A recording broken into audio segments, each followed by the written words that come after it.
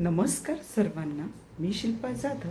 माझ्या यूट्यूब चॅनलमध्ये आपलं स्वागत आहे. आज मी माझ्या पद्धतीने तुम्हाला मूगडाळीतील दुधी भोपळा कसा करायचा तो दाखवणार आहे. तर चला मग बघूया. इथे मी हा दुधी भोपळा घेतला आहे. एकदम कोवळा आहे, त्याला धुवून घ्यायचं.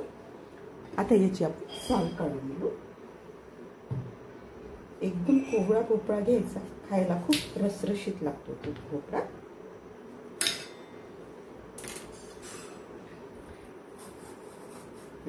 साल काढून घ्यायची याची.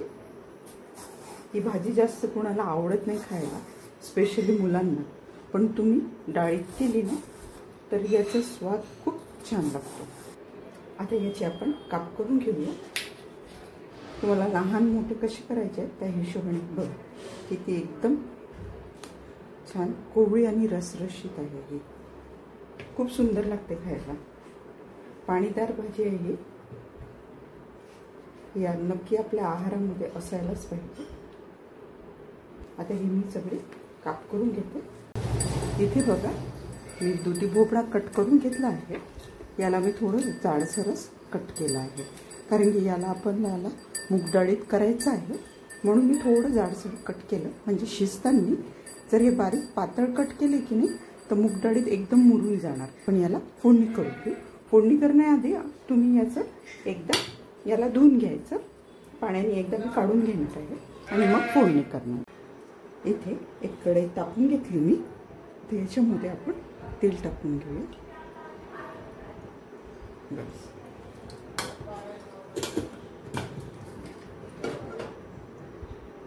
तेल व्यवस्थित तापू द्यायचं. तेल व्यवस्थित झालं की आता याच्यामध्ये आपण मोहरी टाकून घेऊ आणि थोडं जिरं.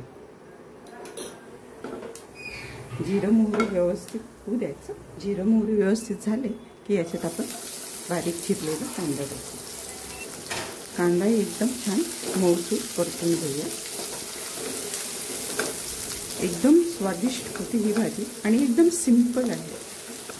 कांदा व्यवस्थित झाला की याच्यात आपण आलं लसूण टाकून घेऊ. आलं लसूण एकदम फ्रेश तुम्ही वाटून टाकायचं, त्याने भाजीला स्वाद खूप छान येतो. आता आलं लसूण आणि कांदा छान आपण सोनेरी रंगावरती परतून घेऊया, म्हणजे याचा कच्चेपणा पूर्ण व्यवस्थित शिजेल. आलं लसूण व्यवस्थित झालं की याच्यात आपण कढीपत्ता टाकून घेऊया आणि थोडी हिंग. मूगडाळ वापरत आहे म्हणून थोडी हिंग टाकूया आणि याला छान मिक्स करू. पटकन होणारी रेसिपी आहे ही.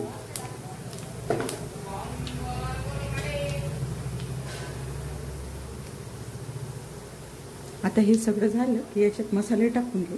हळद, तिखट तुम्ही तुमच्या अनुसार टाका की तुम्हाला किती तिखट हवं आहे किंवा तुम्ही किती तिखट खाता. त्यानंतर धनेपूड आणि थोडा गरम मसाला. बस. आता याला छान आपण एकजीव करू. तिखटही चांगलं शिजलं पाहिजे. आपण चिरलेला टोमॅटो टाकून घेऊ.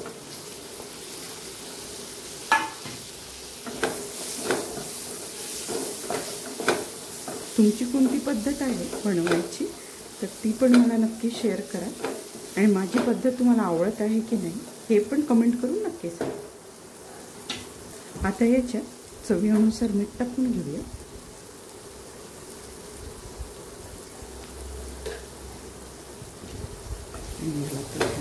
मिक्स करू. आता हे सगळे जिन्नस छान शिजले पाहिजे आणि टोमॅटो छान व्यवस्थित एकजीव झाले पाहिजे. या पद्धतीने याला आता आपण शिजवून घेऊया. इथे बघा मसाला छान शिजला आहे. टमाटर पण छान झाले आहे. आता याच्यात आपण हे घेतलेले आणि कट केलेलं आपलं दुधी भोपळा टाकून घेऊ.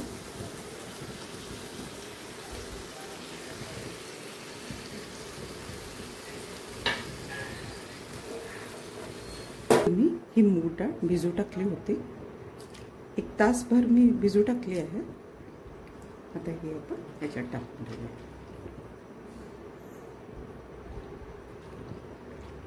आता याला छान आपण मिक्स करू. जबरदस्त लागते ही रेसिपी. आपल्या रोजच्या भाज्याही आपण कशा छान स्वादिष्ट करून खाऊ शकतो. ह्या पद्धतीने बनवा, एकदम बेस्ट. वारंवार ह्याच पद्धतीने तुम्हाला करावे वाटेल. मिक्स झालं आहे. आता याच्यात थोडं पण मी पाणी वापरत नाही आहे. आता हे सगळे जिन्नस लौकीला जी पाणी सुटेल त्या पाण्यामध्येच हे मुरू द्यायचे. म्हणजे डाळ जेवढी शिजते त्या पाण्यात तेवढं आपण होऊ द्यायचं. त्याच्यानंतर जर त्या व्यतिरिक्त लागलं तर पाणी टाकायचं.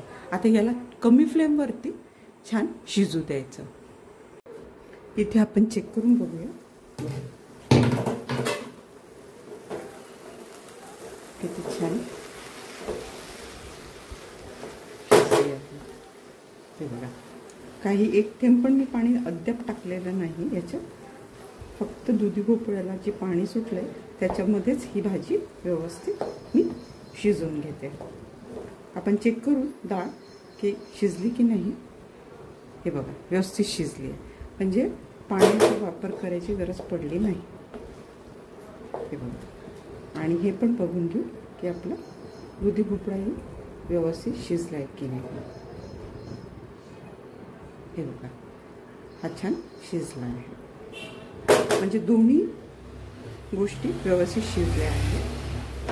आता रेडी आहे ही आपली भाजी. एकदम मला रंग बघा किती छान आला आणि प्रॉपर शिजली पण आहे. ठीक आहे. आता याच्यामध्ये आपण छान कोथिंबीर भरपूर वापरा, एकदम टेस्टी लागतो. आता गॅस बंद करून देते. आपली ही रेसिपी रेडी आहे. आता तुम्ही याला छान एन्जॉय करू शकता, डब्यावर देऊ शकता. पराठ्यांसोबत आपण याला खाऊ शकतो, वरण भातासोबतही खाऊ शकतो, भाकरीसोबत पण खाऊ शकतो.